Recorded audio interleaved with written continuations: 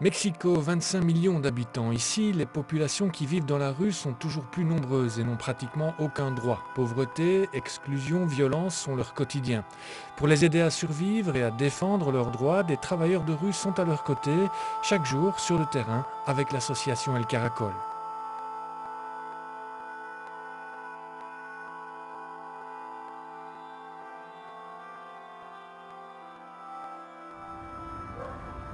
¿Qué te duele, Cacho?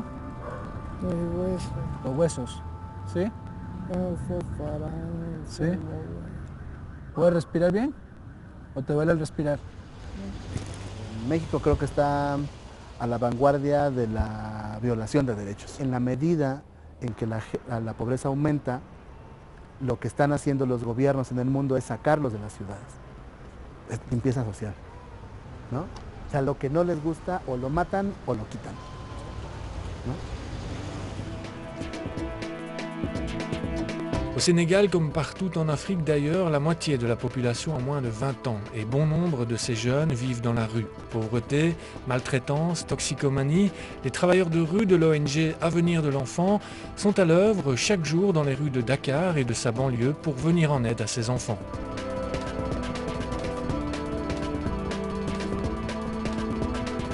Salam alaikum. Nous sommes ci kuréel gu tudd Avenir de l'Enfant. Parler de quelle est notre l'intention, qu'est-ce qui nous anime, parler de ça aux gens et être à leur écoute.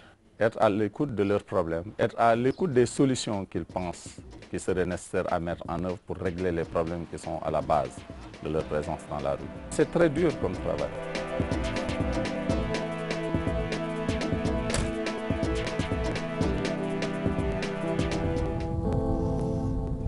En Europe également, les travailleurs de rue sont bien présents. À Liège, par exemple, en Belgique, l'association ICAR travaille dans les rues de la ville pour un public de personnes prostituées. Un travail de nuit, dans les quartiers, au contact de ce public particulièrement vulnérable.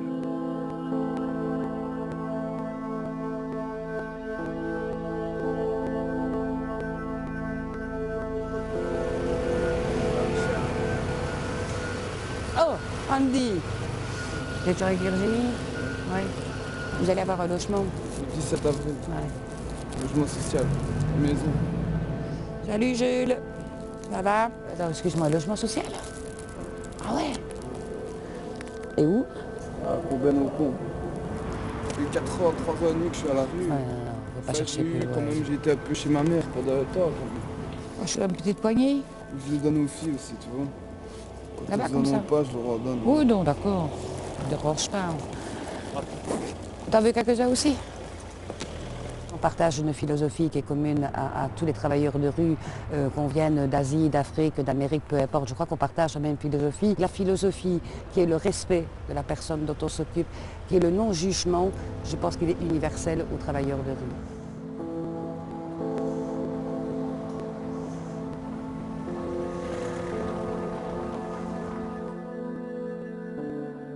Et face à ces enjeux partout présents dans le monde, des travailleurs de rue se sont mobilisés à travers un réseau international.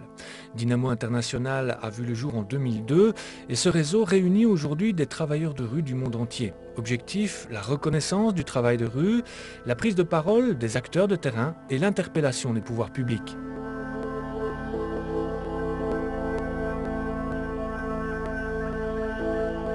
Ce sont des travailleurs de rue qui ont créé le réseau de différents pays.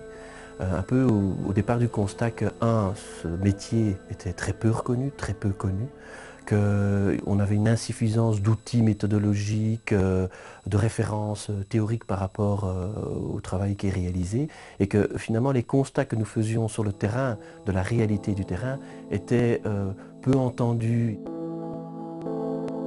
Et en 10 ans de mobilisation, la reconnaissance du travail de rue a réellement progressé. En parallèle, le réseau a mis en œuvre un important travail de fond à travers la construction d'outils et de guides méthodologiques ou encore l'organisation de formations ou de séminaires d'échange de pratiques comme ici à Prague en 2011 avec les membres de la plateforme européenne. Le réseau est agréé en effet par l'Union européenne dans le cadre du programme Progress de lutte contre la pauvreté et l'exclusion sociale.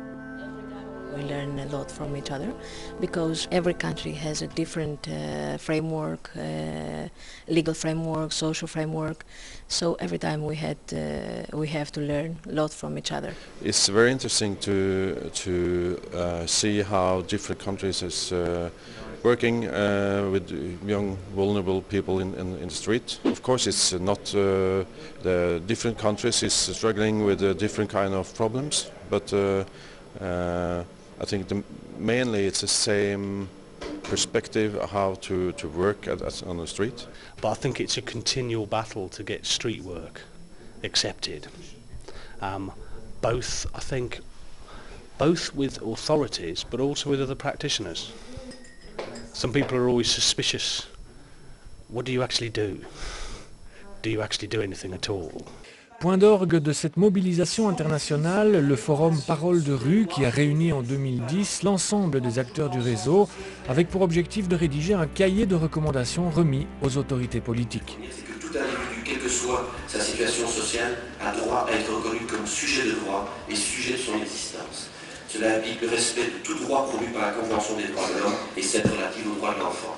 C'est certainement dans notre pratique de travailleurs de rue, si les exemples sont multiples, si les réalités sont multiformes, il y a en tout cas un point commun, c'est cette éthique du respect de l'autre qui fait le lien entre les travailleurs de rue et la société. La manière de poser le problème en Belgique, en France, aux États-Unis, la méthodologie peut être différente, mais nous avons un dénominateur commun, c'est de travailler pour le bien-être de la personne.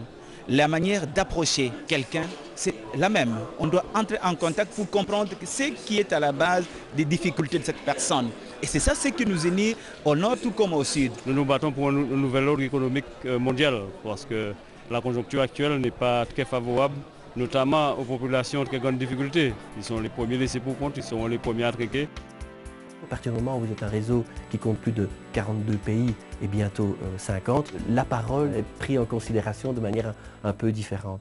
Donc pour nous, il est essentiel effectivement que les constats qui sont faits par les travailleurs de rue sur leur terrain au quotidien puissent être relayés d'abord au niveau national, qu'ils puissent réfléchir un peu aux problématiques qui sont vécues dans chacun des pays, trouver des réponses structurelles à ce qui se passe dans chaque pays et que ces constats puissent aussi être relayés au niveau international, aux plus hautes instances, aux Nations Unies, au Comité de Genève, au Conseil de l'Europe.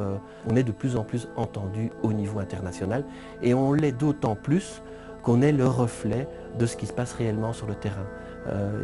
Et ça, c'est vraiment un des fondements du réseau, c'est vraiment de partir de la réalité du terrain, des constats qui y sont faits et de les relayer au plus haut niveau.